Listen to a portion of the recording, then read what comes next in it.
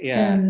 Hanne, they are sharing my presentation because for some reason it didn't work that well for me to share it in this meeting room. Yeah. But then I'll just let you know and say next slide when I'm ready. Okay. Okay. Okay, we will admit participants. Okay. Yeah, we can start.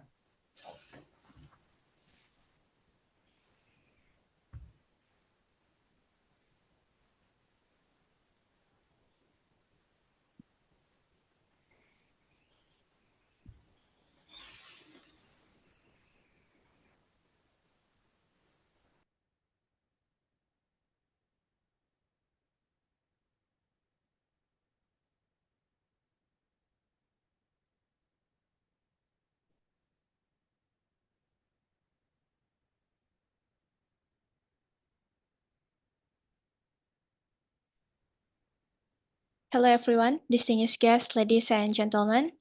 Good afternoon from Jakarta, Indonesia. Welcome to the second session of our webinar series on extended producer responsibility for beverage packaging. Does the deposit return schemes work? My name is Jihan, and I'm honored to serve as your master of ceremony for today's session. This collaboration is organized by the Center for Southeast Asian Studies Indonesia in collaboration with the Danish Environmental Protection Agency and the Embassy of Denmark in Jakarta. We are also pleased to share that this event is being live streamed on CISIS TV YouTube channel, allowing a broader audience to engage with today's discussion. This series consists of 4 webinars focusing on sustainable waste management and circular economy practices in Southeast Asia. Today, we will specifically discuss a focus on a critical topic, extended producer responsibility for beverage packaging, specifically exploring whether the deposit return scheme is an effective tool in this effort.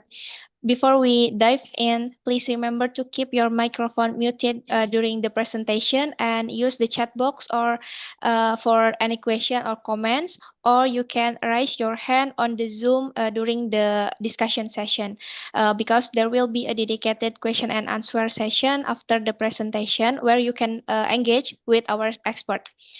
Now, to officially open the webinar, I would like to invite Mr. Anders Brodersen Jensen, Circular Economy Advisor at the Danish Environmental Protection Agency, Denmark, to share his opening remarks. Please, Mr. Jensen, the floor is yours. Thank you so much. Good afternoon, everyone, and thank you for joining us today for this second webinar in our 2025 series on circular economy and waste management in the ASEAN region.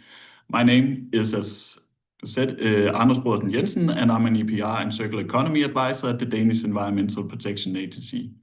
Together with the Ministry of Environment in both Indonesia and Thailand, we are working through a strategic sector cooperation to strengthen waste management system and promote circular economy solutions across the ASEAN region. This webinar series is organized in close cooperation with the Center for Southeast Asian Studies, and throughout 2025, we will explore different themes of circular economy and waste management, from behavior change and source separation to producer responsibility and recycling infrastructure. Today's focus is on an increasingly relevant topic, the feasibility of implementing a deposit return system scheme from, also called a DRS, in the ASEAN region. In Denmark, we have had a national deposit return scheme in place for many years, which has helped us achieve some of the highest return and recycling rates for beverage packaging in the world. A well-functioning DRS not only reduces litter and improves recycling quality, it also creates a clear and tangible incentive for consumers to return packaging and for producers to take responsibility for what they put on the market.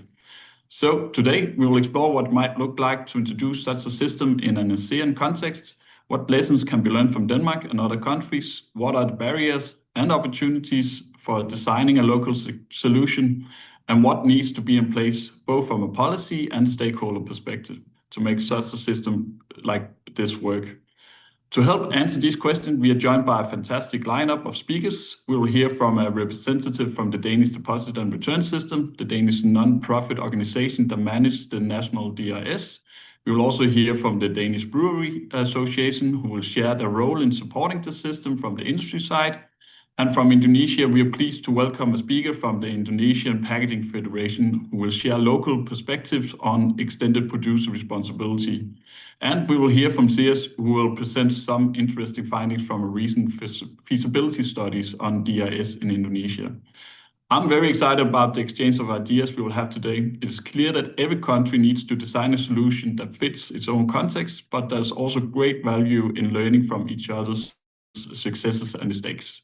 I encourage all of you to take part in the discussion, ask questions, share your insights, and let's use this opportunity to think creatively about what a circular packaging system could look like in the ASEAN region.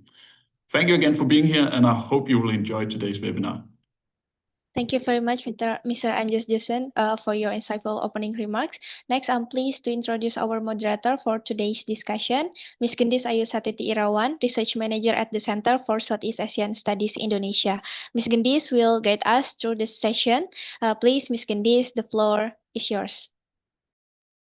Thank you very much, Jihan, for warm introduction. Now let's move on the main part of our webinar, the speaker presentation. So today's session is titled Extended Producer Responsibility for Beverage Packaging. Does the Deposit Return Scheme work? So we're joined by a distinguished panel of experts from both Indonesia and Denmark, who will share their perspective on the role of deposit return schemes, or DRS, as part of extended producer responsibility. Each speaker will have approximately 15 minutes for the presentation. So for the first speaker, I would like to welcome Lea Kolgi Fredriksen, Head of Environment, Climate and Sustainability, Danish Brewers Association. So Lea, the floor is yours.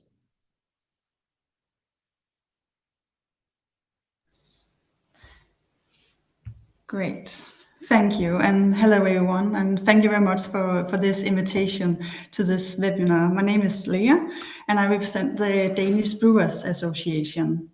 It's really great to be here today to talk about Denmark's deposit system and how it works, why it's successful, and what benefits it brings for the environment, the businesses, and also the society. If you would go to next slide, please.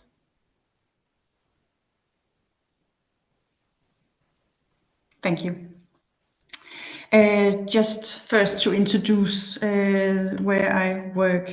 As I just mentioned, it's the Danish Brewers Association, and it's an industry organization that represents both the large producers like Carlsberg, but also many smaller microbreweries and bottling plants.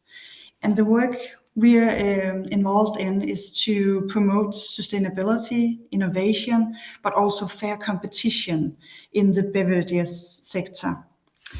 One of our proudest achievements is our role in the establishment and development of the national deposit system, which has had a major impact on the environment and the consumer behavior in Denmark.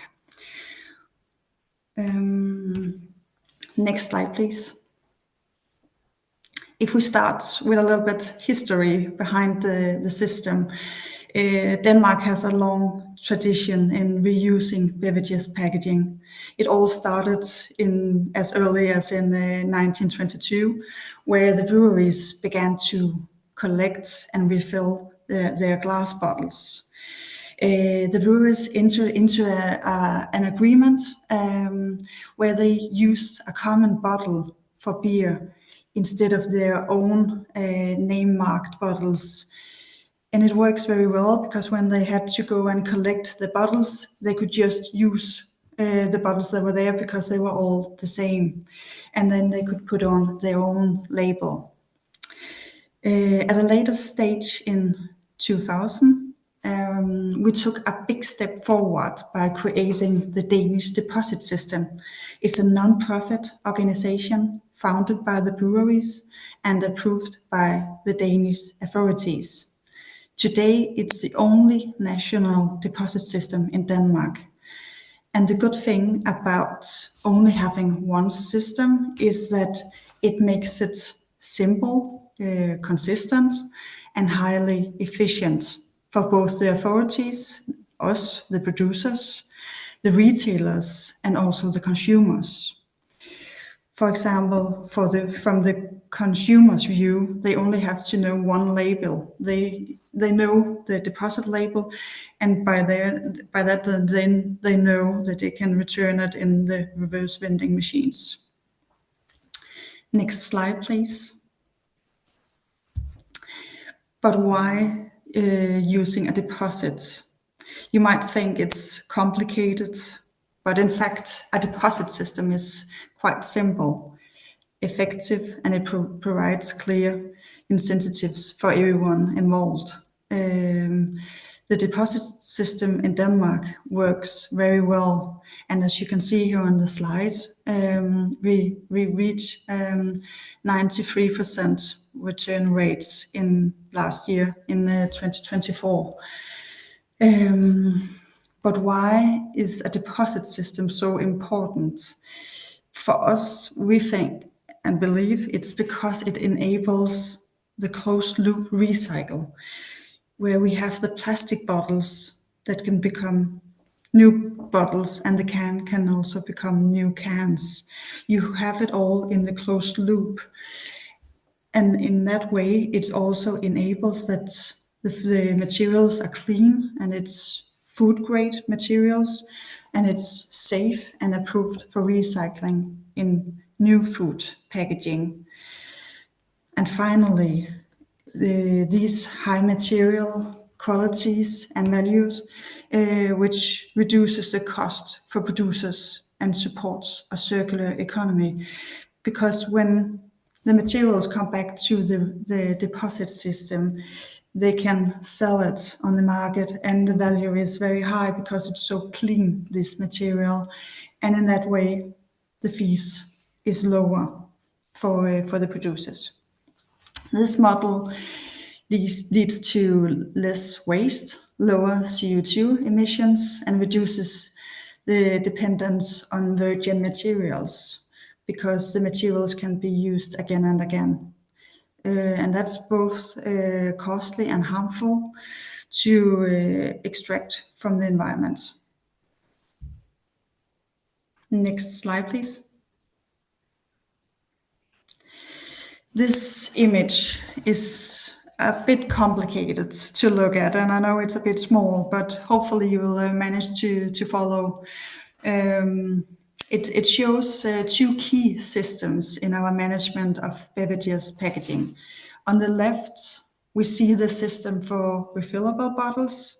It's a circular system where bottles are returned, washed, and reused directly by the breweries.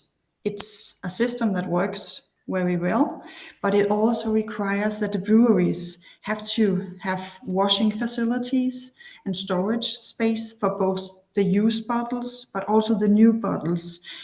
So there's a lot of extra cost in this system.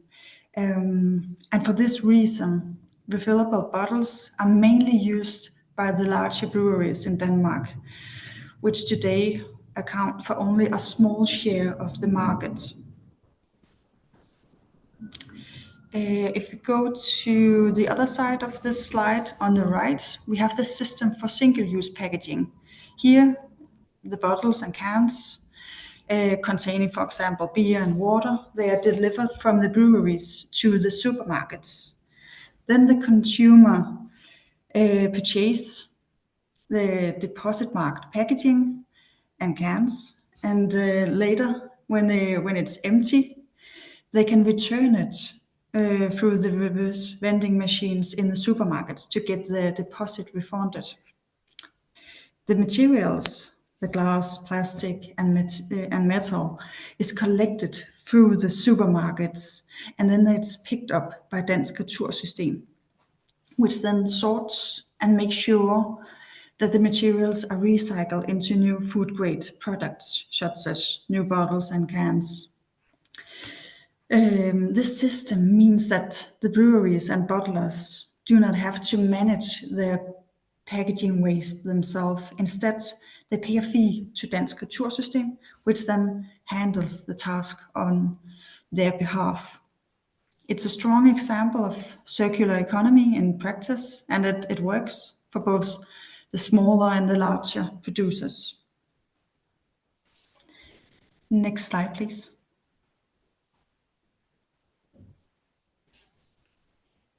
Thank you. So this is a little bit about the collaboration between the partners in the system, because the Danish deposit system is built on a close collaboration between the breweries and other producers, the retailers and the authorities. And the benefit is that each of these stakeholders has a clear motivation. The authorities, they have to meet environmental targets, and they also have to make sure that we reduce litter in the environment.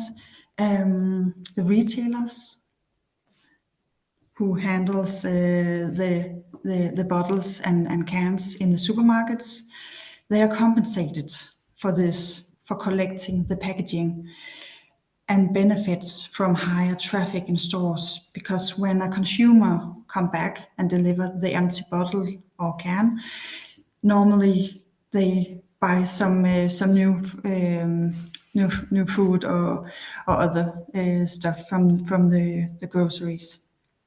And that way it makes some traffic in the stores, and that's a benefit for the retailers. And then, of course, they also get the fee for handling. And then the producers, for example, the breweries, which I represent, they get an efficient, cost-effective and sustainable solution for their empty containers, while improving their green profile.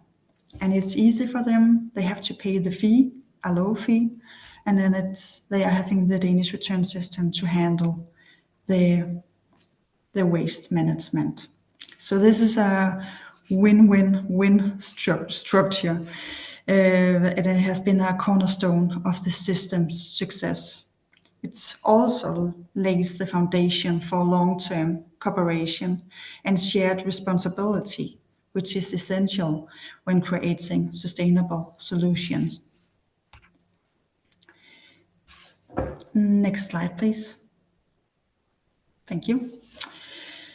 Yeah, so today the system delivers many important benefits. As mentioned earlier, then we have the high value materials like PET and aluminium that stays in the system and are recycled again and again. So a bottle can become a new bottle and a can be a can. But it also creates some green jobs and fosters innovations in recycling and logistics. And the clean and sorted materials make sure that the producer fees are kept low. And it strengthens the green reputation of the breweries and other producers, which is beneficial in the relation to both the consumers, but also the investors and the policymakers. The green transition is really important in Denmark, and it's important in the whole of Europe and probably the whole world. So this is really important for them to develop their business. So these economic benefits, especially the low fees through the closed loop recycle, makes the system attractive to both large and small producers in Denmark. Next slide, please. In Denmark, we look into meeting a lot of EU requirements. The EU is moving very fast on sustainability legislation, including, which you can see here on the slide, the Single-Use Plastic Directive and also the new packaging and packaging waste regulation. This requires that 90% separate collection of plastic bottles and cans in 2029, for example. And the Single-Use Plastic Directive already has a goal where it says that 25% of recycled plastic has to be in new PET bottles in 2025. And in 2030, it will be 50% recycled plastic in the bottles. So there's coming more and more targets, and they're getting higher and higher. And in that relation, the deposit system are the only efficient way to meet these requirements. The system ensure that the food grade recycled plastic is kept in the closed loop, so we can manage to fulfill these targets. And in the same way, it also reduces the dependence on virgin materials and demonstrates extended producer responsibility in practice. So there's quite many benefits of the system from our perspective. Next slide, please. So if we look ahead, going forward, the deposit system will become even more valuable in the future. It acts as a compliance tool for current and future environmental laws. It offers a competitive advantage in the market, increasingly focused on green solutions. It supports microbreweries and smaller producers by giving them access to the same system as the big players at low costs. In Denmark, we've seen since the beginning of the Danish return system that many microbreweries has succeeded in growing in the Danish market, because the deposit system ensures that their packaging is collected and recycled efficiently. But it's not just an environmental solution, it's also a platform for economic diversity and fair competition, and then also green innovation. So just to sum up, the Danish deposit system is a proven model. It's practical, inclusive, and scalable. It helps reduce waste, promote circularity, strengthen business models, and protect our environment. I know that even though Denmark and Indonesia is very different, we believe that a deposit system brings so many benefits that it should be a solution to look into if it's tailored to local conditions, of course, and realities. Next slide, please.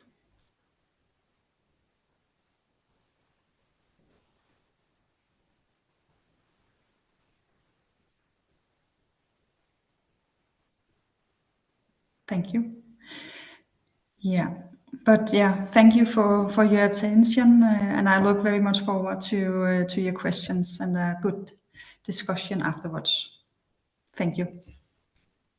Thank you, Leah, for the insightful presentation. So we've know the history, how deposit system start in Denmark and what are the benefits.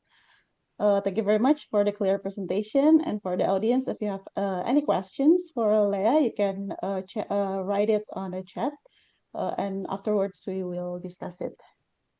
So we'll move to our next speaker.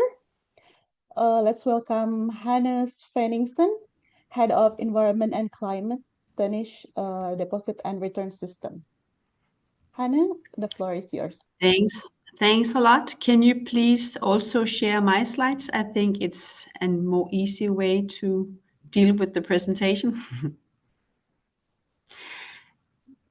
Thank you for the invitation and warmly welcome to all the participants. Good afternoon. I am Hanne Svenningsen, Head of Environment and Climate at Dansk Retursystem, where I've been for 17 years. So I've been working at the Danish Deposit and Return System for quite a lot of years. Next slide, please. And thank you to Leah for a very nice introduction to the Danish Deposit and Return System. I might repeat some of the points, but I'll try to dig a little bit more into the operation of the system. Well, we were launched, as Leah mentioned, in 2000. We have an exclusive right.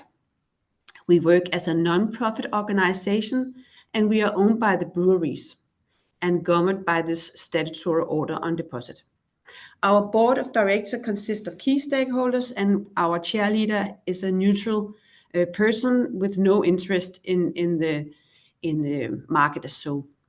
And in the deposit and return system, there is a free choice of packaging. Each packaging covers its own cost. And if you design less circular, you are charged with an extra fee. For instance, it's more costful to mark a colored PET bottle than a clear PET bottle, simply because the value of the clear PET bottle is higher than the colored. It's easier to recycle it into a new clear PET bottle. Next slide, please. In the start, we handled beer and carbonated soft drinks. And then later on, alcoholic soft drink came on board, and mineral water and iced tea. And finally, in 2020, juice and syrup were included in the system. It is a political decision what kind of product that is in the scope of the system. And we handle glass, plastic, and metal. So if you mark a juice, for instance, in a cardboard, the packaging is not included in the deposit and return system. But if you mark it in a glass bottle or a plastic bottle, then you are obliged to register your packaging at Dansk Retursystem. And then shortly hereafter, you can go to the market with your products, and the consumer can bring back the bottles and cans through reverse vending machines or return banks. Next slide, please. So we have 3 locations in Denmark, 2 sorting facilities, one placed here where I'm sitting in Zealand in Høje-Taastrup, and one in Jutland near Fredericia. And then in the top of Jutland, we have a small collecting hub. We are altogether 356 full-time employees. We have our production staff taking care of the sorting and handling the machinery at our sorting facilities. And then we also have our drivers collecting all the packagings from the market. Last year, as Leah mentioned, 93% of all the sold package with deposit labeled on were actually brought back by the consumers to reverse vending machines and return banks. So it's actually a quite high return rate. And the return rate only reflects how many of the sold bottles and cans with the deposit label were actually collected or brought back by the consumers. So we do not incalculate, for instance, if the consumers or citizens throw the plastic bottles in the plastic bin. We only incalculate what was returned with the deposit label on. As you can see, the average fee per packaging, each packaging, as mentioned, pays its own cost, has been lowered quite a lot since 2017, actually by 92%. And last year we collected 2.1 billion packaging from the Danish market, and altogether with the breweries, the packaging producers, the consumers, the shops and stores, and the recyclers, we saved around 234 tons of CO2. And 92% of the consumers actually finds that the deposit and return system is a good idea. And as Leah mentioned, we are sort of brought up in Denmark with the idea of returning back bottles and cans, either for the beers or for the milk bottles. When my parents were kids, they simply could put out the milk bottle at the doorstep, and then the milkman took back the bottle, washed it, and refilled it with fresh milk. The same goes for all the beer bottles. But nowadays you can choose single-use beverage packagings due to the fact that Dansk Retursystem collected and sent it for recycling. And we managed last year also to ensure that 99.7% of all the packaging we collected were recycled into exactly new bottles and cans. It's very important for the environment and climate that we maintain high quality of the packaging materials through this bottle-to-bottle and can-to-can loop. Next slide, please.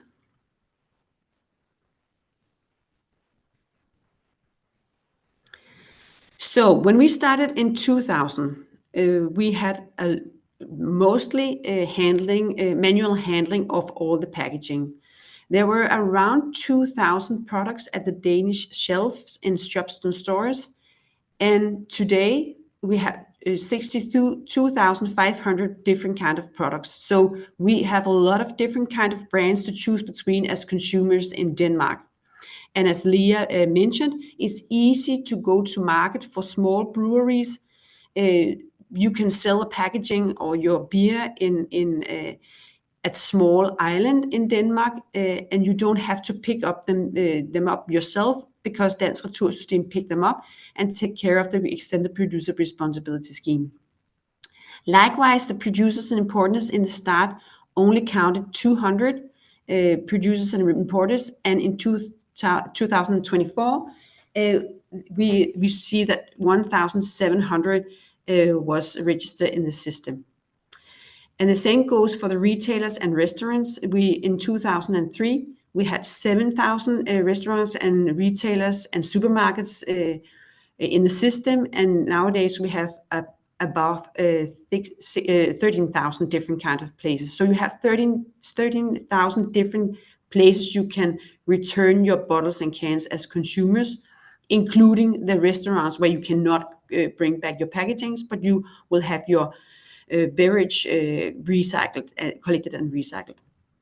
And the return rate has also been higher during the years. In the start, it was below 89, and today we have the 93% in average of bottles and cans returned by the Danish consumers. We have also developed the system in terms of we have installed RVM compactors in supermarkets. The RVMs were already in place in supermarkets since they already prior to 2000 had the refillable bottles in the shops and stores. But we have seen that they have buy more RVMs, and we have installed compactors, because compactors and the cameras are owned by Dansk Retursystem, while the reverse vending machine is owned by the shop. So by compacting all this plastic and metal beverage packagings, we can simply collect much more packaging per times, because we do not run around with a lot of air, but the packagings are well compacted, and actually we can manage to collect from about up to 240,000 packaging per time when we run around and collecting all the packagings from the market. Because we have installed or bought some optimized vehicle who can collect all the pre-compacted materials in the supermarket. And we have also established a new factory, and we are building one more, so we'll have 2 new fully automatically run sorting plants, which it has also helped us to lower the cost of handling the packagings. And we have far less handling by manual handling and a lot more automated handling. And we have also established bulk return points. We call them pad station. You see a picture here where you simply, as a consumer, can bring all your packaging in huge sacks and simply empty the packagings into this PAT station, and the PAT station will calculate, count all your packagings, and pay out the deposit on your bank account. So we constantly work on developing the deposit and return system to be more efficient, to be more consumer friendly. So the consumer will keep on supporting the system. And as Leah mentioned, we also pay out support to or handling fee to shops and stores to fulfill their jobs in terms of receiving and storing all the packaging materials prior to our collecting of them. Next slide, please. There are for sure some preconditions. To run a high-quality bottle-to-bottle loop, we need well-designed packaging. And as mentioned, we have a free design, a free choice of packagings, but we see that the majority of all packagings are very well designed, so they are we can easily recycle them into new bottles and cans again and again. And we have a uniform and stable input materials, and we collaborate with the best-in-class recyclers capable of ensuring this closed loop bottle-to-bottle and can-to-can. And we also have this efficient deposit and return system by having more and more automatically processes. And not least, we have a very strong stakeholder involvement and support. For the deposit system, it's important to have high results in terms of environment, but we also need to have happy stakeholders. So we do a lot of mapping of the stakeholder satisfaction to ensure that we keep the satisfaction high. So you, as a well-function deposit and return system, you need happy stakeholders so they can support the system. And finally, we need a sustainable market for recycled materials. We need packaging producers to buy the recycled materials and produce new bottles and cans out of the recycled materials to the benefit of environment and climate. If we look at Indonesia, I agree with Leah, you should definitely look into the possibility to establish a deposit and return system, simply because it prevents littering, ensure circular economy, and so forth. But you can start, maybe you should consider to start with one packaging materials, and be very much aware of what is working in your country. How is the infrastructure? How can you best motivate the consumers in terms of supporting a deposit and return system? And then you can bit by bit build up the system and expand it to, for instance, glass or aluminum packaging versus vice. I think that it was actually what I have planned in my presentation to you, and I look forward to hear your questions, and yeah, thanks for listening. Okay, thank you very much, Hannah, for a very nice presentation. So we hear how the deposit system operate in Denmark, which is very remarkable result, like 93% return and 99% closed loop recycle. So thank you, Hannah. So we are moving to our next speaker, Dr. Arisman, Executive Director, Center for Southeast Asian Studies. This is Indonesia. So Dr. Arisman, the floor is yours.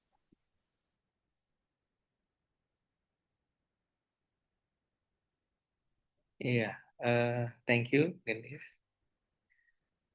Can you hear me? Okay. Yes, clear. Clear. Okay.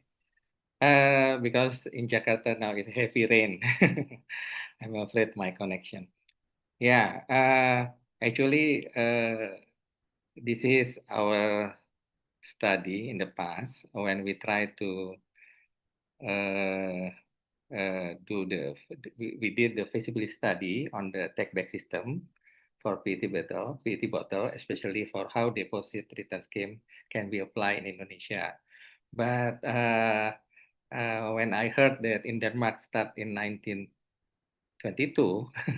So I think this is with my research team, we try to start with a small scope. Bandung is about 2.5 million people in Bandung.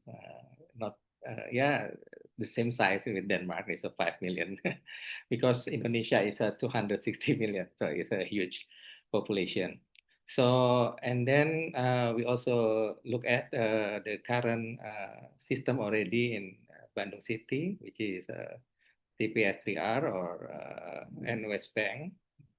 I will continue my slide. Yeah, this is my picture when I did my fellowship at Denmark Technical University in 2019. So I tried by myself using deposit return system in front of Netto supermarket. Basically, we start in Indonesia in 2019 when Indonesia and other ASEAN countries blame as a contributor for the plastic pollution to the ocean. So that's why this regulation come out from our Ministry of Environment. And then our Ministry of Environment have a roadmap for from 2019 until 2029. Now it's 2025, so it's already 6 years. So in the roadmap, some people call it a EPR roadmap, but this is actually is a roadmap for producers to reduce their packaging waste, and also mention in the this regulation about the possibility to or the potential to implement a PET bottle take back system. Yeah, this is just a very simple figure about how does the deposit return scheme works.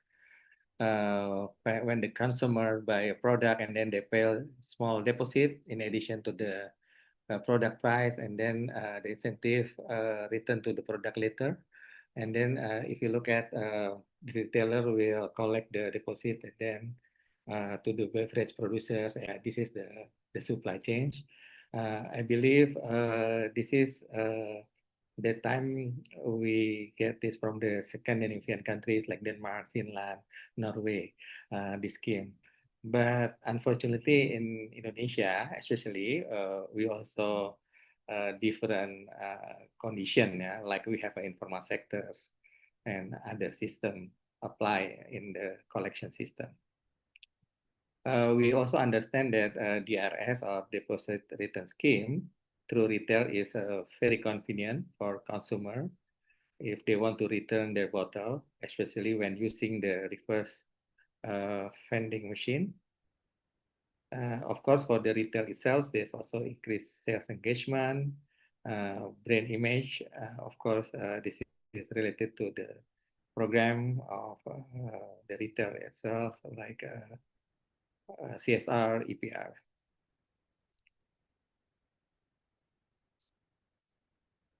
Sorry. My slide couldn't, just a second.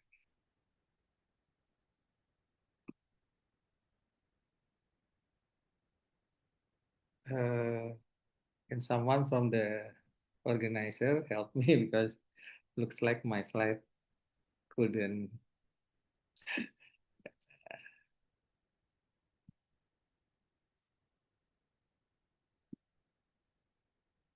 Okay.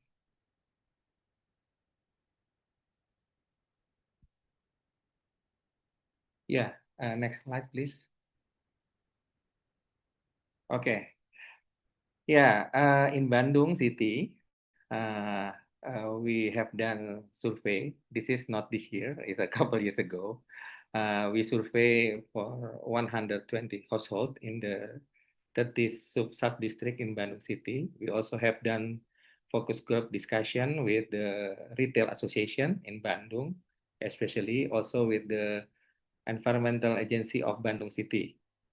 And also we have done in-depth interview with the stakeholders, including, I call it TPS3R or garbage collector and West Bank, of course, other intermediary like Lapak and also recycling industry. Especially at that time, we also interview PET recycling industry in Bandung, which is already done 100 PET recycling, Namasindo company. Yeah, next slide, please. Yeah, since the title is a feasibility studies, actually this finding is not really a feasibility study in the is it feasible to, but we would like to see from different actors in the supply chains how they look at the potential for applying DRS, the budget return scheme in their city. Yeah, this is the finding. Like we get the information that basically the household consumption bottle like about 6 until 10 bottle per week. Yeah, and then they also understand that there's a value of the plastic bottle. And then they get the information from the scavengers, because like in Indonesia we have an informal sector, waste picker or scavenger. Next slide, please.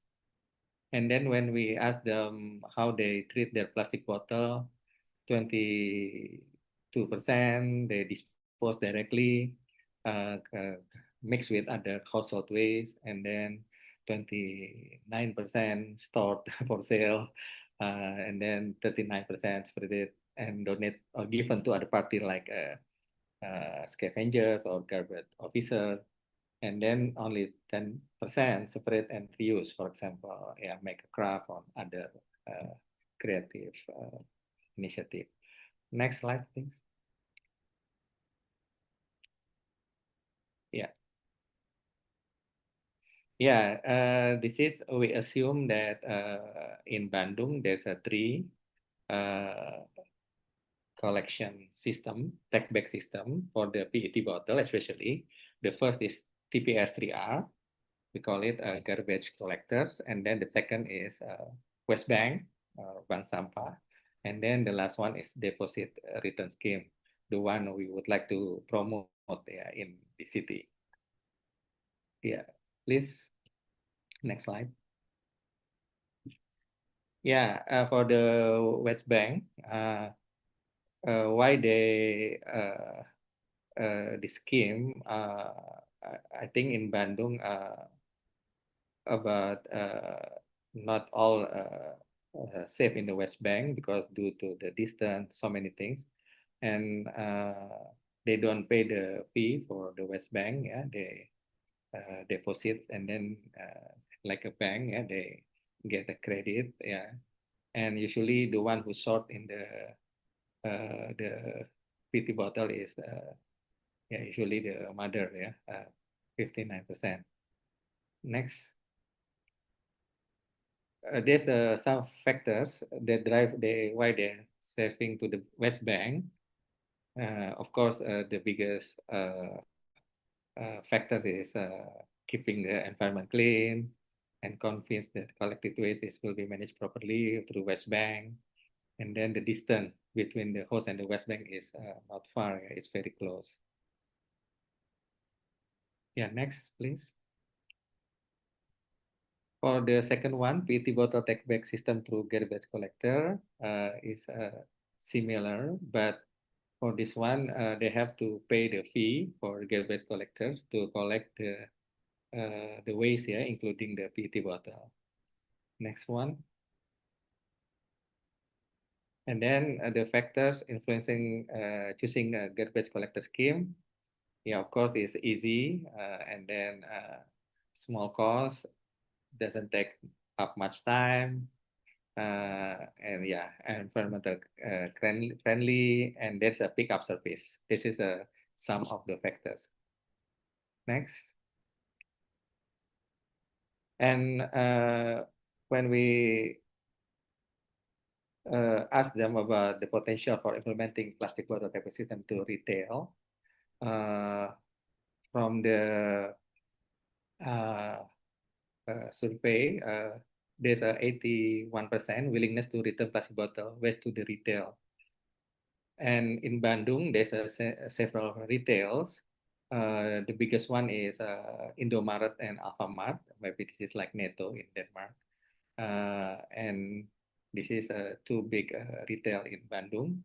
they usually come to this retail. Next. Next slide, please. Yeah, from 120 respondent, yeah, we call it respondent. 42 respondent choose the garbage collector, the existing one, and then 33 respondent choose the West Bank, and then 45 respondent choose the deposit return scheme. Of course, these numbers is not represent. I mean, this is show that there's a enthusiasm or they want to know more about BRS as a system of collection, as a take-back system. Next, please. Even when we ask also the participant who already joined the system like garbage collector and West Bank, looks like 62% from the one who already joined garbage collector willingness to participate, and then 88% from the West Bank willingness to participate. So this is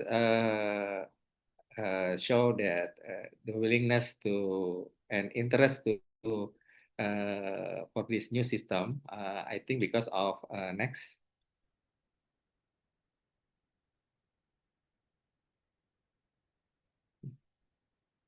There's why there's some factors influencing their choice, yeah, for this game.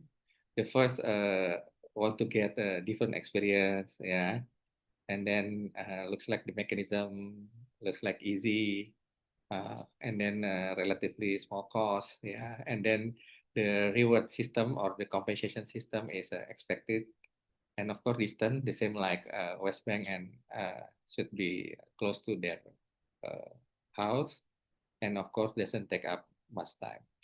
This is some factors influencing choosing the deposit return scheme in Bandung City. Next. From the retail perspective, actually,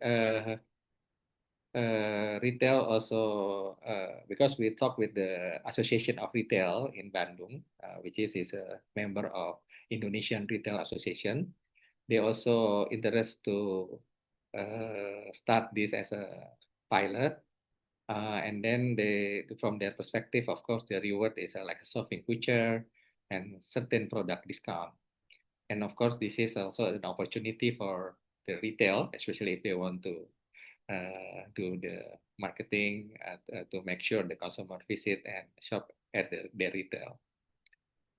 And the obstacles, this is related to a space, because when they have to put it the PET bottle or in their space, they're limited in their store. This is need cost of infrastructure, yeah, and operation as well. So this is one of the challenges.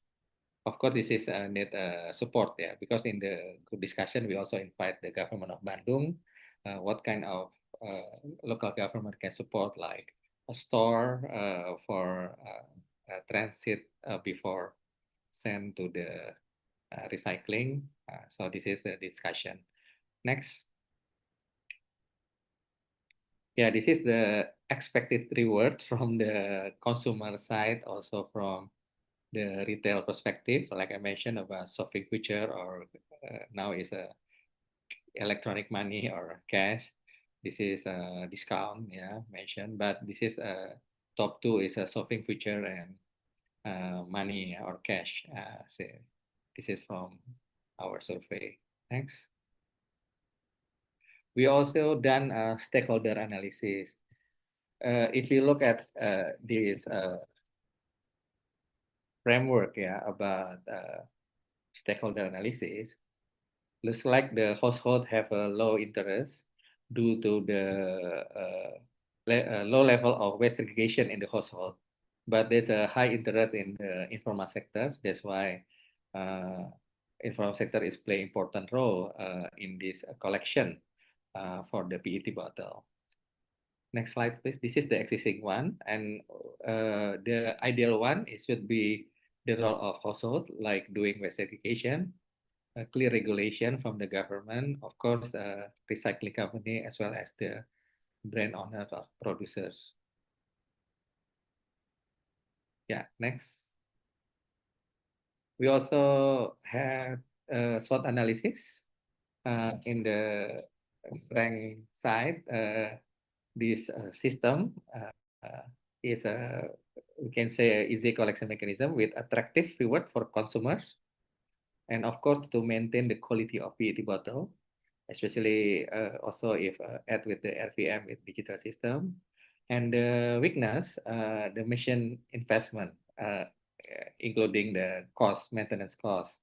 And then the machine capacity for storing PET bottle is limited, especially the temporary storage rooms, because they're using for other purpose in the retail. And then digitally, yeah, this is if using application, opportunity, consumer respond positively to the RC system based on our survey. And of course, we also have an umbrella called regulation under Ministry of Environmental Regulation number 75, 2019, regarding the take back system by producers. And of course, the presence of IPRO, Indonesia Packaging Recovery Organization, which is maybe Pak Putut will talk more about from the his experience. But this is just an opportunity if IPRO can play more role, organize the collection process from the consumer to the recycling industry. And of course, the threat and challenge, I call it people's habit about sorting and the waste collection policy by producers has not lowered at the regional level. This is also another challenge. And this is limited participation of the retail and recycling industry in this system. So like in our stakeholder analysis, so that's why the 4 actors, including household, brand owner, recycling, and government, they have to increase their interest to make sure this system works. Yeah, next one, please. I think this is the last one. Yeah, actually, we also have done some cost benefit analysis, but we don't present in this time due to limit of time to compare the benefit and cost analysis between the West Bank, waste collector, and DRS. But this is just by assumption, yeah. So that's why we don't put it as our station. But based on several methodology, that's why we think that the conclusion is looks like the majority of people know the economic value of PET bottle and segregate the PET bottle and then send it to garbage collectors or waste bank. And the public is give a positive response regarding the system. And of course, the incentive form of incentive for consumer, like mentioned earlier, but retailers should put shopping voucher or cash, e-money, and of course, for implement this system, government should have come out with the clear rules, and because this is will impose the investment and operational cost for retail and third-party operators, and of course, looks like it's very positive response from the public, but yeah, for the all actors should be more sit together to discuss more details. I think that's all from us. Thank you so much. Looking for discussion. Thank you very much, Dr. Arisman, for sharing the insight of the research about feasibility study of DRS in Bandung City in Indonesia. So we are going to move to our last but not least speaker, Pak Putut Pramono, Education and Sustainability Director, Indonesia Packaging Federation. Pak Putut, the floor is yours. Thank you, Mbak. Thank you for inviting me. Glad to meet all of you online. Hopefully you can hear my voice clearly. I'm actually not expert in DRS. I have no experience in DRS, but as Pak Arisman asked me to speak on behalf of Indonesian Packaging Federation at this time, I'm trying to keep our perspective on this as far as we understand about the DRS system. Let me try to share my screen. Hope you can see it. Okay, all right. We'll have a few points to share with you. However, I would directly go into the EPR and DRS understanding. Although I think Leah and Han has explained about this, but however, just would like to highlight that the EPR is actually focusing on the extending the producer responsibility to cover not only from packaging, product and packaging or consumer packaging design point of view, but should be extended until the full life cycle, until the end of the life of the packaging product. And this is including the recycling, certainly, in which producer is financially responsible. While on the DRS, this is requiring the consumer participation. As Leah mentioned, this require the full participation from the consumer, in which consumer need to pay small deposit. So then when he return the used or the empty package or container, he would get the money back or the reward that he can use it to purchase something else. So normally this EPR and DRS should complement together in terms of waste management strategy to increase the collection and recycling rate. So why focus on beverage packaging? I think Leah has mentioned, and also Hannah, that Denmark has started with the beverages container. I think so far, beverages container are the packaging format which is become a major source of plastic and packaging waste. And this is have a high literate and environmental impact. However, on the system, beverages packaging is suitable for DRS as normally they have a standardized material, standardized container in terms of dimension and shape and format, which is based on the design of the equipment there. Now coming to Indonesia, when we speak about packaging business or packaging material usage, this is quite related to the food and beverages businesses, in which I think from year to year it is showing the growth, the positive growth. Although during the COVID pandemic, some indicator tests are minus or reducing. However, overall this is showing a good trend, positive trend, in which it is contributed the GDP growth 4.89% in the first quarter of 25, and this is actually the household consumption is contributing to the GDP as much as 54%. And in terms of contribution to the food industry growth, it is also showing the contribution, and it is resilience to the economic situation in Indonesia.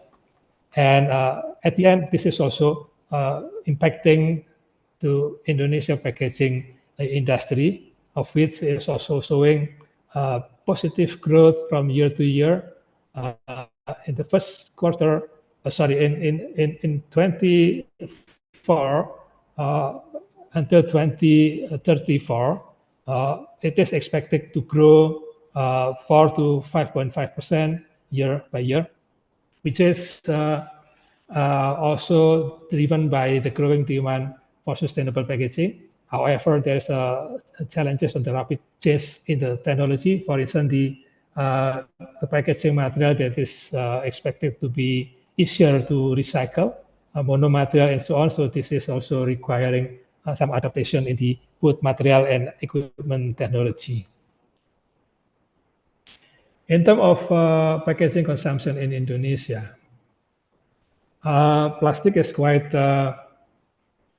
dominating As you see here, the flexible plastic and rigid plastic are majority of the packaging material which is used in Indonesia. Paper-based and metal is glass is much less compared to the plastic consumption. In terms of the status of current waste management system, I think Pak Arisman has shared a few regulations, especially the Ministry of Environment Regulation number 75, year 2019 about waste reduction roadmap by producer. However, there are older regulations which is starting with Law 18, 2008 about waste management, in which this is mentioned the responsibility of all stakeholders in the waste management system, including individual like us, until the corporation and the government. Followed by next government regulation number 81. Then there is also President Decree 97 in 2017. This is about defining the target, a national target of reducing the waste by 30% and also managing the collected waste by 70%. And then there is also followed by in 2018, the reduction of ocean waste by 80%. However, as you can see on the left side, this is the today's achievement of this regulation, in which actually you can see this is still far from the target of 2025 to achieve 70% reduction. 70% waste management and 30% waste reduction. In terms of plastic usage and also the handling of plastic waste, just see the rank of top 20 single-use plastic waste. Indonesia is in terms of consumption. Indonesia is not in the list. And according to the Collection and Recycling Rate Index of Plastic Waste Indonesia 2024, made by Sustainable Waste Indonesia. Thanks to that report, Indonesia plastic consumption is 26.5 kilogram per capita per year, which create the plastic waste generation by 5.5 million tons per year, of which the collection of post-consumer plastic waste is 1.2 million ton a year, and the 80% of recyclable plastic are collected by informal sector. So I just would like to highlight here that the role of informal sector here is quite significant, and this contribute to the post-consumption consumer recyclable to secondary material by 57%. Recycling industry contribute 19% of national plastic demand. The rest are partially the virgin plastic produced locally and partially also imported. And this is the interesting figure that there is a recycling rate for specific plastic. For instance, in total PET is 54%, and specific to PET bottles, it is 71%. HDPE bottle is 22%, and the rigid HDPE container is 60%, while polypropylene is rigid 28%. There is also a report mentioning flexible monolayer, because there are already few monolayers used in Indonesia, 19%. However, the MLP, the multi-layer packaging, is quite low. So in terms of the DRS global best practice, I would like to learn. I think one of the reference is certainly Denmark, and we would like to learn for that. I'm not going to go detail into this slide. I think there are a few performance indicators that is need to be paid attention. When we define the performance, there should be a very clear return rate target to define the right deposit value so that acceptable, and also ensuring that the system will work well. I think Pak Arisman also mentioned about the study in Bandung. There is a convenience. I mean, this collection point should be accessible to majority of the consumers, and this is convenient to and easy to understand with clear marking to put the empty containers back, and this is also encouraging them to do so. And in terms of producer responsibility, certainly there should be a participation from the producer as well. In this case, about the finance. However, I think the implementation can be such so. I forgot to mention on the first slide that the EPR Indonesia is practicing the EPR led by IPRO, Indonesian Packaging Recovery Organization. I think with now already 20 plus members in it, that this is could be a good potential also challenge, not a channel to implement the DRS if it's going to be followed later on. Reinvestment of the unredeemed deposit into the system is going to be helping the operational cost, certainly. Also, the demand on the recycled content, this will attract more collection expectedly. And also on the system integrity and so on, this require, I think, to be learned from the experience. Well, best practice, I mentioned Denmark, certainly. There is also Norway, Germany. All those what I see, there are some similarities. All of those are led by industry, so operated by private non-profit organization, certainly. Please correct me if I'm wrong.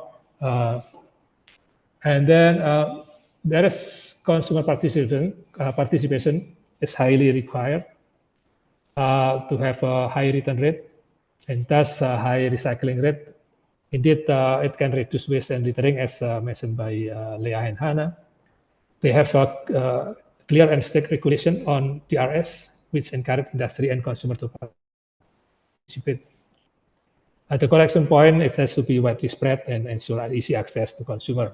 And they start with normally plastic, aluminum, and glass. So in Asia, there is also some countries implementing DRS: South Korea, Japan, Taiwan, Singapore. Singapore has just started in April this year. It's quite new, but I think that's interesting to learn from South Korea and Japan or Taiwan. Of those, they also start with on a selected material like PET bottle and perhaps two-piece aluminum cans with or without incentive. So certainly there should be a feasibility of DRS in Indonesia, and I know there are few pilot small-scale DRS program. Also, as mentioned by Pak Arisman, they made a study in Bandung, but I know another organization is conducting a DRS study in Bandung. Perhaps later on it can be combined in terms of the result to learn from each other. So the challenges are infrastructure development. There are gaps to close, certainly. If you see the requirement to have a collection point with a reverse vending machine, there are some things to see. Or we should then later on for Indonesia to find the most economical solution. And geographically, Indonesia is an archipelagic country with many islands. So collection and transportation is quite challenging, while the most industry of the packaging and also the recycling are laid in Java Island. Consumer awareness and cultural diversity, if we compare to the developed country with limited participation, well, will this right amount of incentive help. I think we should define that and evaluate the right amount, as Pak Arisman mentioned in his report. Lack of enforcement mechanism on EPR, which is needed for both EPR and DRS.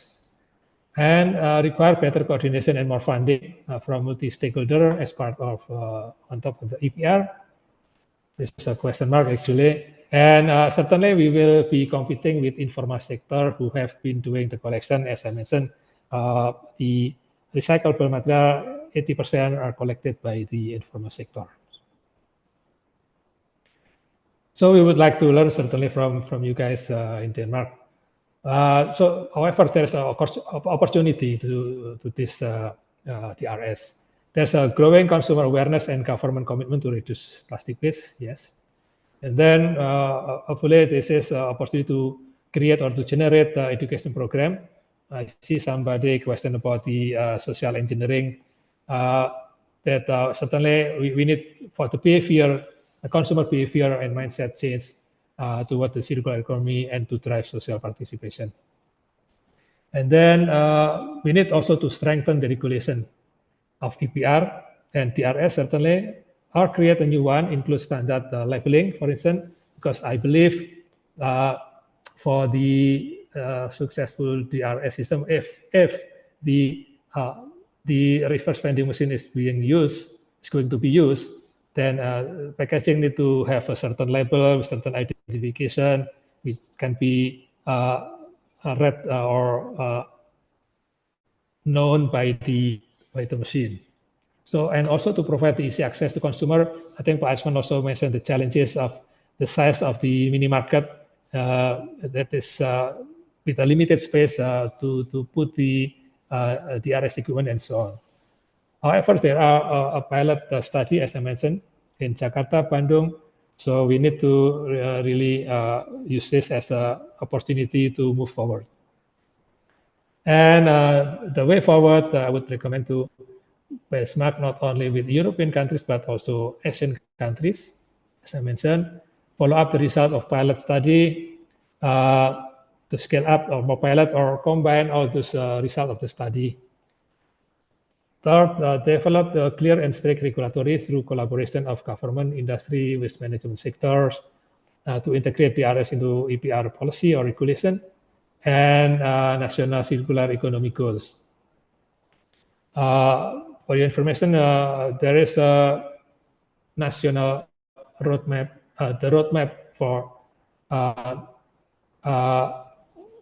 action plan for the circular economy made by Ministry of National Planning from 2025 to 2045, and in which there is actually defined target about circular economy, in which I think plastic is going to be contributed there. Launching a consumer education program besides getting a consumer insight and a substance of DRS pilot study. Because I learned from a friend who is doing the pilot study in Bandung, they are still lacking of scope to understand all the key consumer insight that is required to have or necessary for DRS implementation. I guess this is my last slide. So thank you for the attention and hopefully looking forward for the discussion. Thank you very much, Pak Putut, for sharing current updates about EPR implementation in Indonesia. So thank you to all our speakers for those insightful presentations. So we are going to move to a Q&A session. So we've already received several questions here. I will read one by one. So the first question is from Nurfianto Giar Pangidung, Malang, for Lia and Hannah. What do you think about this DRS being applied to all types of beverage and their packaging forms, such as in Indonesia, the majority beverage companies sell their products in plastic bottles and also sachet. And in beverage supply chain, the majority of players are home-based grocery stores and food stalls. So you may respond, Leah first or Hannah first? Yes, I can start. Okay, Leah. Well, thanks for the question. First of all, well, expanding a deposit return system, the DRS, to include all kind of beverages, packaging types, including plastic bottles, holds great potential for positive impacts. I'm not sure if I know what you mean about the sachets. Is it like plastic bags? The sachet is the multi-layer packaging, the sachet. It's flexible packaging. Okay, but is it beverages packaging? Yeah, probably in the we have powder drink that package in sachet. Yeah, Okay, yeah. I think I know maybe actually that type of what it is. yeah.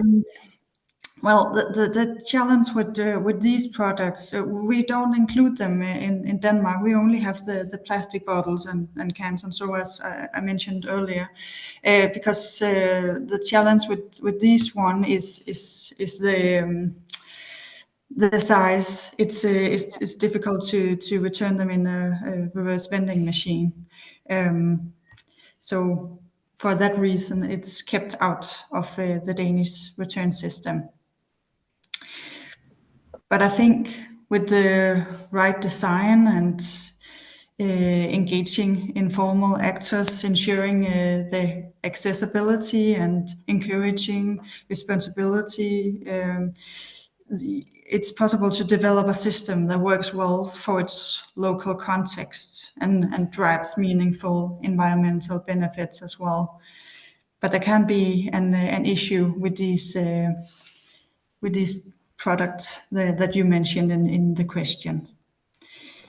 Maybe Hannah has something And to. yeah, and furthermore, you should also look into the environmental benefit. I think it's far more easy to recycle a PET bottle, a well-designed PET bottles, and have some good, high quality recycled PET material for new bottles than recycling flexible packaging. It can be environmentally harder to achieve high results in terms of climate and environment.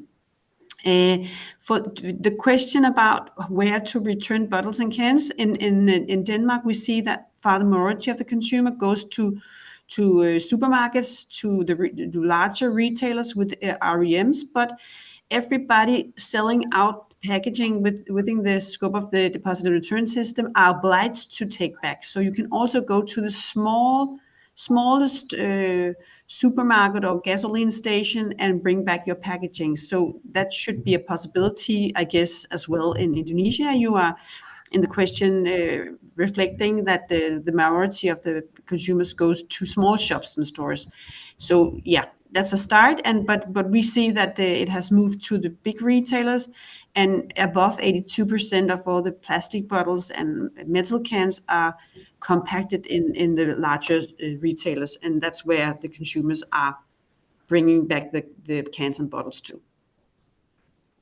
Okay, thank you, Leah and Hannah. And there's also a question for both of you as well.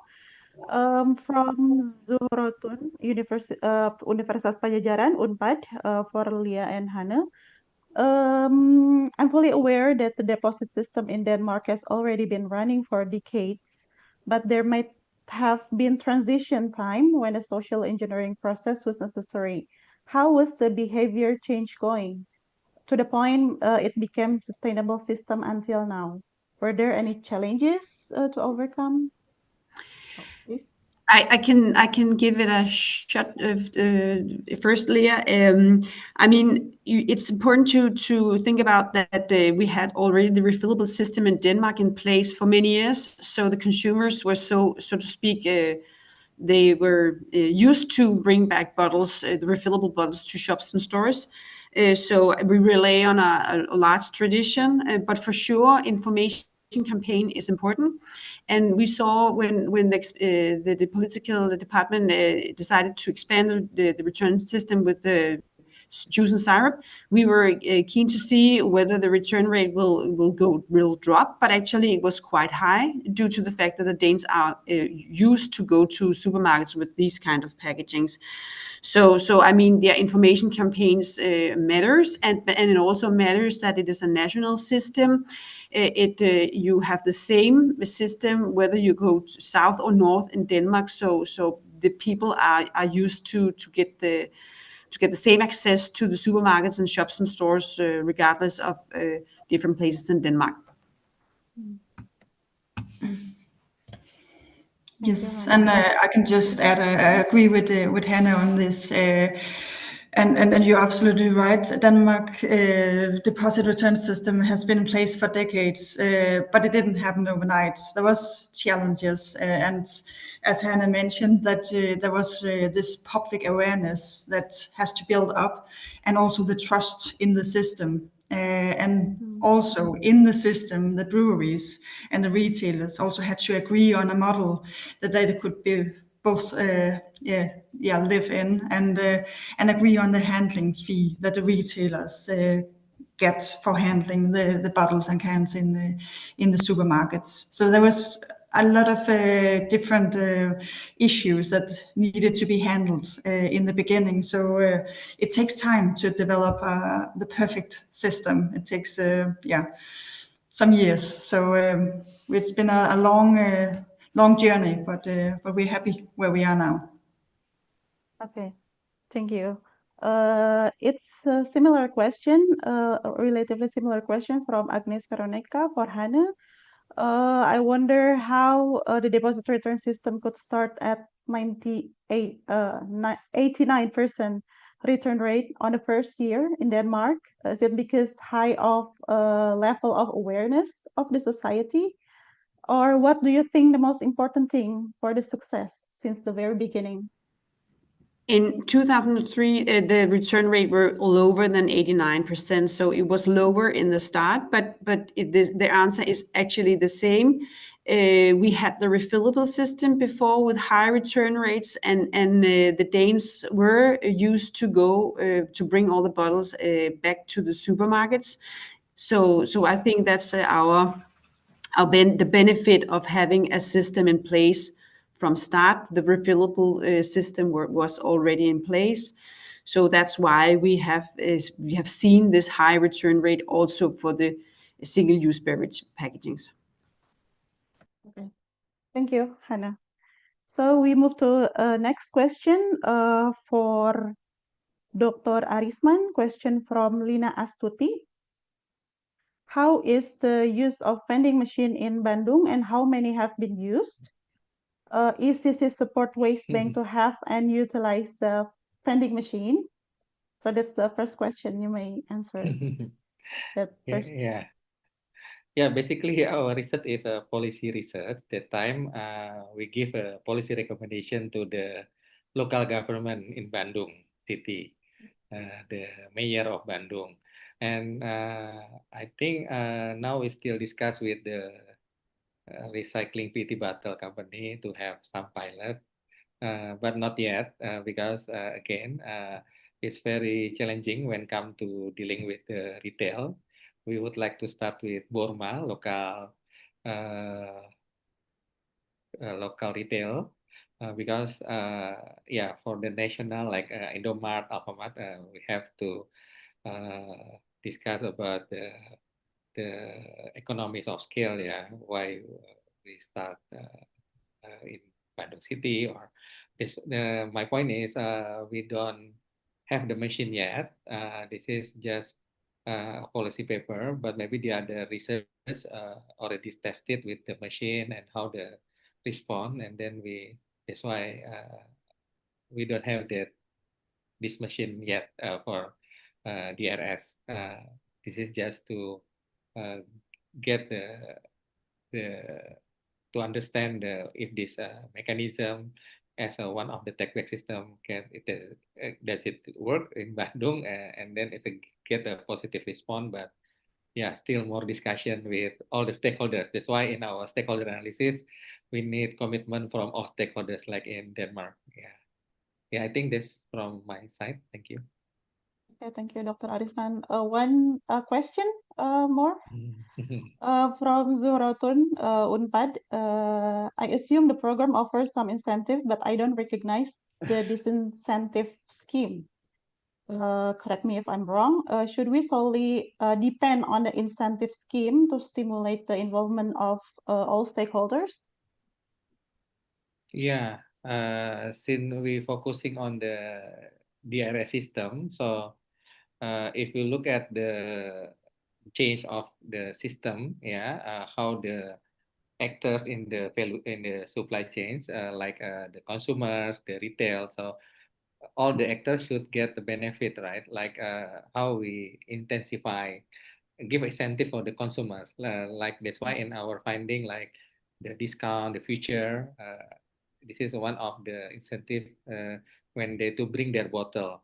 Because even we don't know yet, because it's a bit hard. Even maybe people from the West Bank can share, how hard to bring the bottle to the West Bank as well. So I think this is one of the incentive system when we ask the stakeholders, in the focus group discussion, and then we want to see all get the benefit, all the stakeholders, like the retail, including like when we look at the model from Europe, the system administrator also get the benefit, refund point operators, beverage producers. So yeah, I try to simplify because the actors is not really like in Europe. So we have like a TPS3R, West Bank, and also informal sector mentioned by Pak Putut, which is already collect 80% of the PET bottle.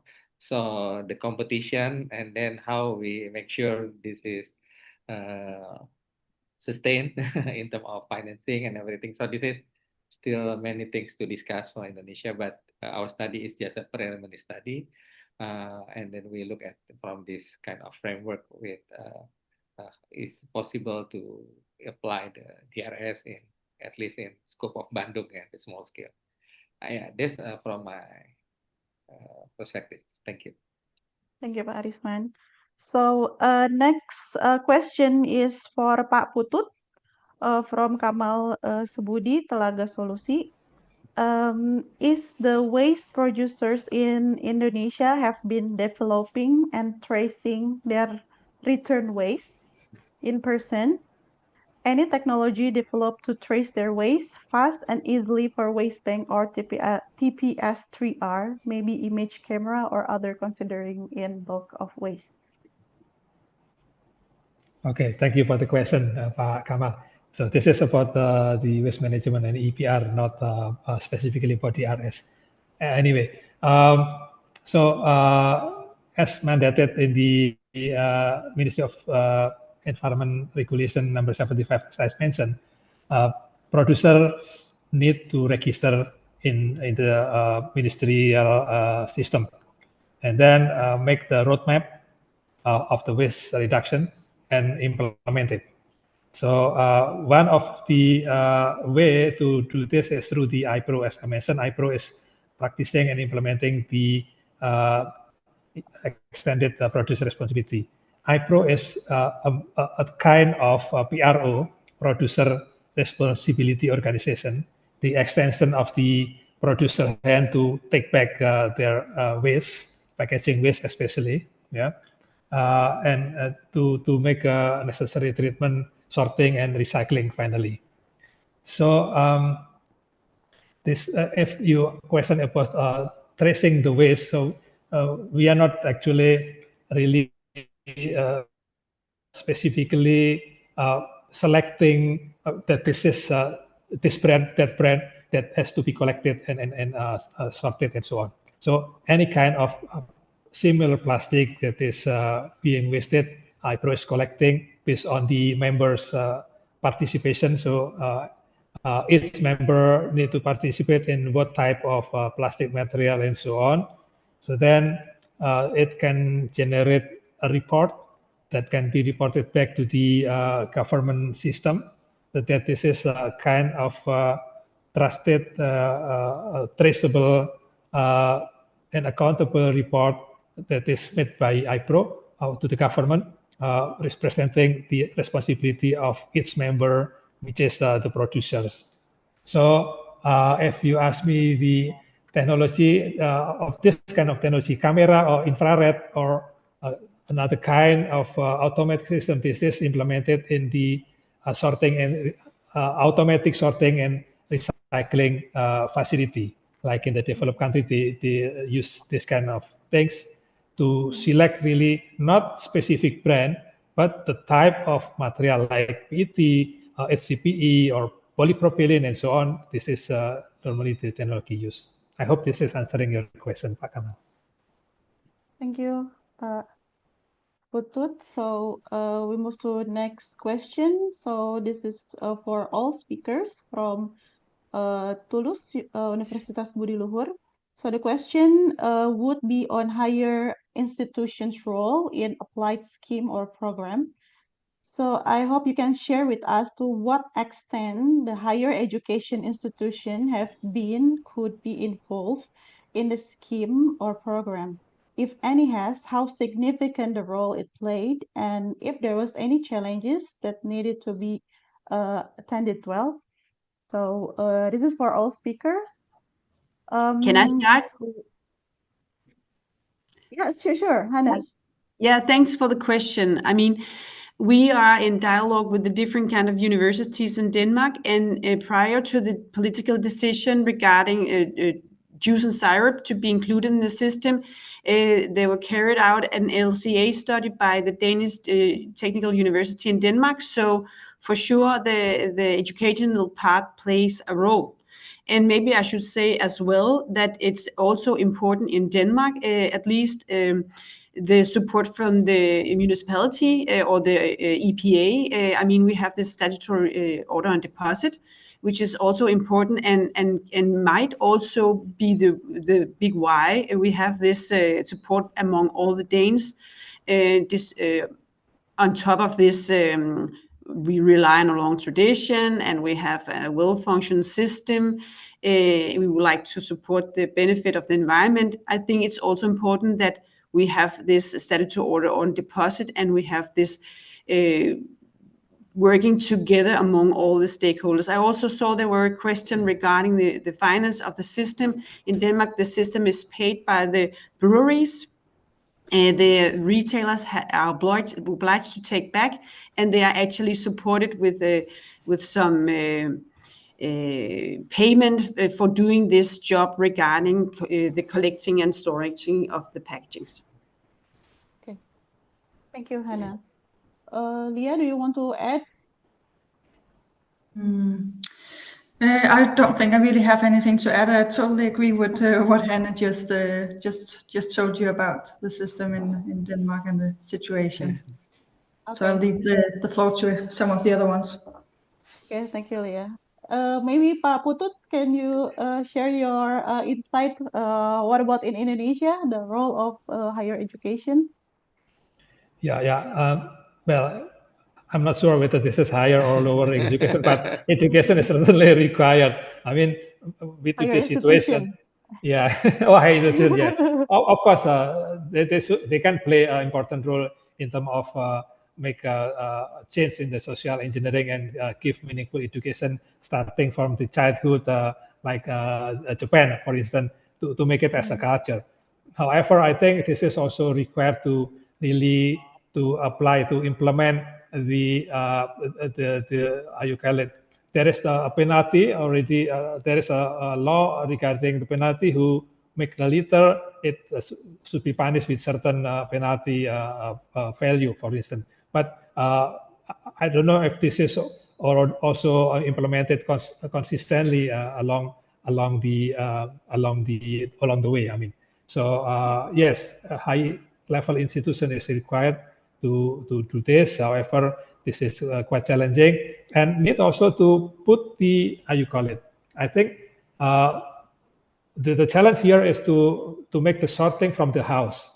However, people get frustrated because when they have sorted the waste from the house, there is no consistent system to transport put it to the still keep separated into the end of a life treatment facility. So I think there are a lot of things to be done in parallel to make the system work beside the education as well, certainly.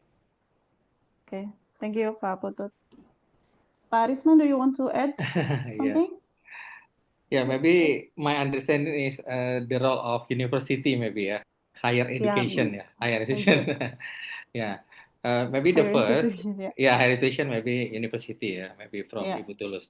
The university can play, mention like Denmark, they discuss with DTU, Denmark Technical University. I think, I believe, let's say in Bandung, Institute of Technology Bandung already try to develop a machine for DRS, but maybe the question is the machine can use affordability machine or something like that, and then it need also more research on the business model maybe.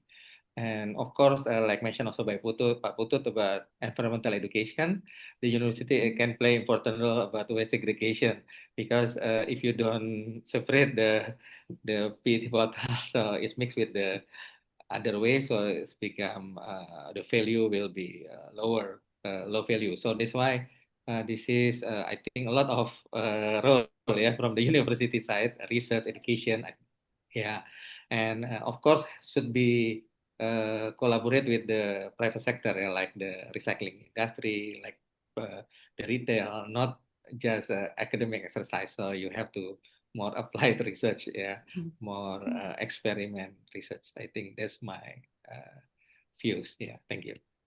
Okay, thank you, Pak Arisman. So next question is for Pak Putut from Lina Astuti. Dear Pak Putut, thanks for the presentation. Regarding the 80% recyclable plastic are collected by informal sector in Indonesia, do you agree if we say that this is our strength? In consumer goods waste, currently we are facing the problem of collecting MLP type plastic, multi-layer packaging probably. The amount is large but light, so if we use volume or weight measurement, it seems incomparable. In fact, environmental pollution due to MLP is very obvious. Do you have any idea to handle that? Okay, thanks, Paulina, for the questions. Yes, this is again about the waste management, not specifically DRS. Yes, I would agree with you, Paulina, that the waste picker, the informal sector, is the hero in the context of the waste management in Indonesia, because they are helping managing the waste collecting, especially the valuable one, including the recyclable one. Of course, certainly, as I mentioned in the presentation, that the consumption of flexible plastic, including the multi-layer packaging, which is not designed for recycling, is a majority. So this is really a challenge. But in terms of, I think we should try to prioritize to do once in a while to focus which one is manageable by us. So I think to support on the or increasing the target, the collection and recycling target on the PET bottle, for instance, whether this is through DRS or through other manner, is going to be perhaps the priority, for instance. That can be up to all the stakeholder agreement. And then certainly the management of the multi-layer packaging is quite challenging. Nowadays, there are more and more producers switching from the multi-layer packaging into monomaterial, which is recyclable. However, I mentioned in the presentation that the collection is only up to 19% at the moment.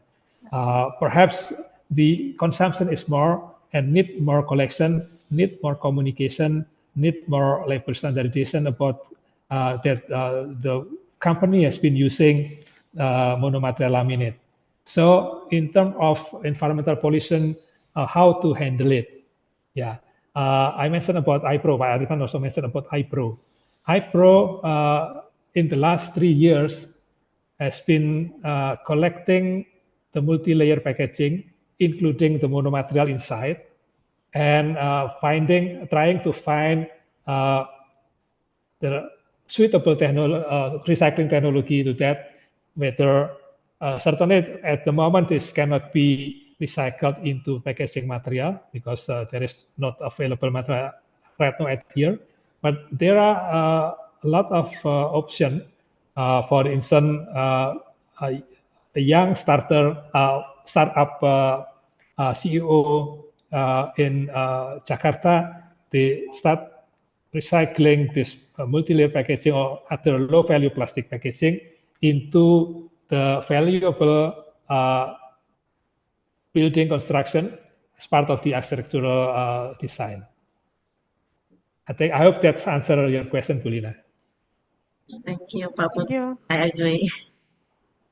Thank you. Thank you, Pak Putut.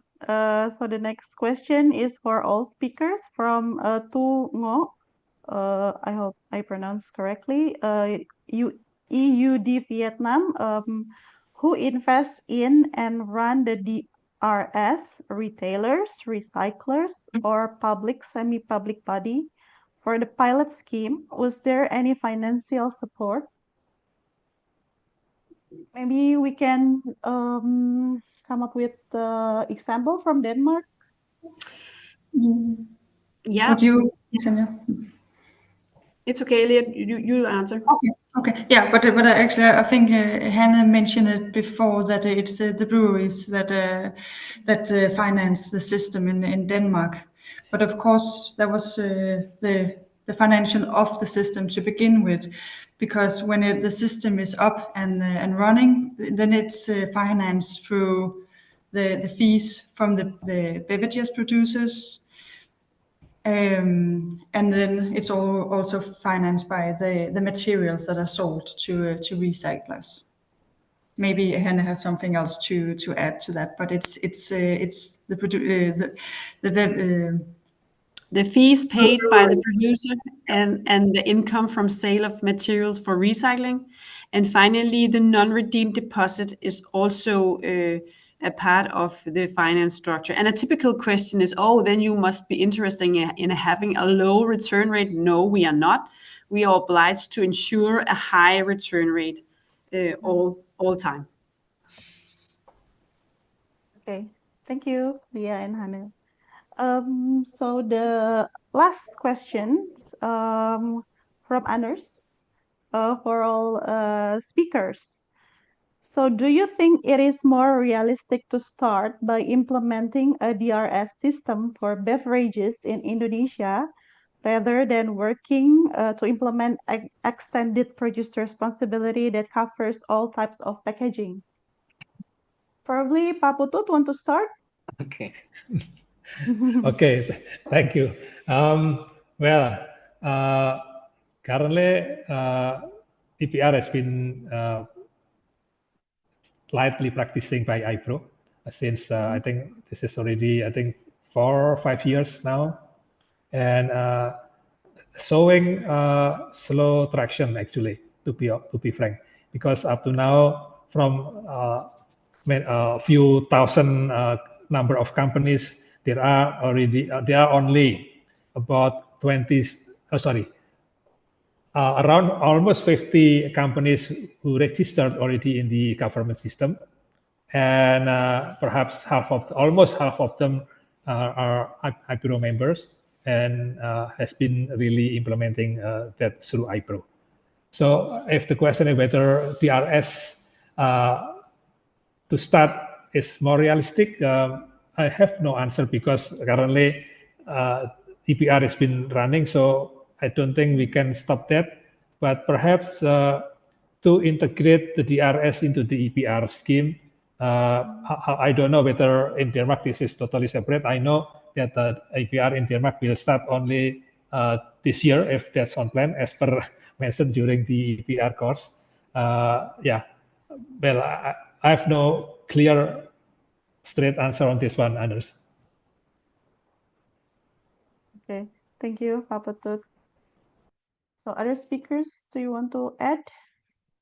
Hannah? Maybe I can just add that it's a deposit and return system is a very good idea when you need to ensure high quality collection for closed loop recycling. And it's easy for the bottles and cans, and you are fully right. The extended producer responsibility and scheme for other packagings outside the scope of the deposit and return system is just going to take place now in Denmark. Previously, all the packaging materials besides of the deposit and return system has been collected by the municipalities who also have ensured the recycling of the packaging materials. So, I mean, the deposit and return system can contribute to prevent littering, ensure high quality recycling, preventing or saving a lot of CO2 and save our resources. So that's where the deposit and return system makes sense. Okay, thank you very much, Hannah. So that's the last question. So before we end the session, I would like to invite all speakers to give final remarks for this webinar. We can start with Leah first. Yes, thank you, and thanks again for inviting us to this webinar. It's been really interesting to get some insight in your future developments of a system in Indonesia. I noticed in one of the slide earlier that you have a pilot study in Jakarta. And I think that's really great that you start with in a smaller scale and looking at the possibilities and also the challenges before you go you consider a more complex system. But you're very welcome to contact us if there's any question. We'll gladly help and deliver some more information. Thanks. Thank you very much, Leah. And Hannah? Yeah, and just an add-on to Leah, you're also welcome to reach out to me. And I think it's important to be aware there is no plug and play. You need to be aware of the situation in your country. And I fully agree with Leah. It's a good thing to start in a small scale and then expand to larger areas and further packaging materials. But and also remember that some packagings, but not all, are suitable for a deposit and return system. Yeah. But thank you for the invitation and all the good questions. Thank you, Hannah. Arisman, please. Yeah. Yeah, I think I agree with Hannah about we should look at in the local context because, of course, different setting, like we already the existing collection system like West Bank, TPS3R, informal sector. So I think we can learn from Denmark. I think the idea of our study that time is to look at the feasibility. So maybe to test it, I would like to answer the Anders question because I think Denmark can try to invest in one city to make a role like a role model for the DRS, because DRS is only one system, yeah, for collection. So and we can start with PET and also one type of plastic maybe. Yeah, we start with educational, environmental education campaign, something like that. So yeah, this is my answer to Anders. So hopefully we follow up this webinar with concrete implementation in Bandung or Jakarta with support also from the industry from Denmark in the future. And yeah, I think this is my last expectation from Denmark. Thank you so much. Okay, thank you very much, Dr. Arisman. So the last, Pak Putut, please. Yeah, if I could add, I would just agree point from Pak Arisman. However, I think on top of that, I think certainly the same we need very good collaboration and coordination among all the stakeholders for this, and put clear and strict regulation and standard for that one, so that really equip or provided with with the good feasibility study, gathering all those results from a different pilot study. I think we something beneficial from this. Thank you. Okay, thank you very much, Pak Putut. So that brings us to the end of our discussion. So it's been a very rich and very thought-provoking session. And I'd like to express my sincere appreciation to all our speakers for their time and expertise. And thank you as well to our audience for your active engagement and excellent questions. So to officially close our session, I will now hand it back to Jihan. Jihan, thank you. Yeah, thank you very much, Ms. Candice. But before we conclude, we close this webinar, I would like to kindly ask all participants to turn on your camera for a group photo together. Just a second, yeah. Please turn on your camera. Okay. Thank you. On the count of 3, 2, 1, everyone smile. Okay, 1, 2, 3, everyone smile. Okay, thank you very much. I would like to thank you to our moderator, the speakers, and all participants for your valuable contribution and active engagement. Please stay tuned in our website or social media for the remaining 2 webinars in this series. And for further details, for participants who will not be able to attend this session or wish to rewatch again, the recording will be available at the GCS TV YouTube channel. Thank you again. Thank you once again for everyone for joining us today. Have a wonderful day and see you in the next session. Thank you, everyone. Thank you. Thank you, everyone. Thank you for Thank you. discussion.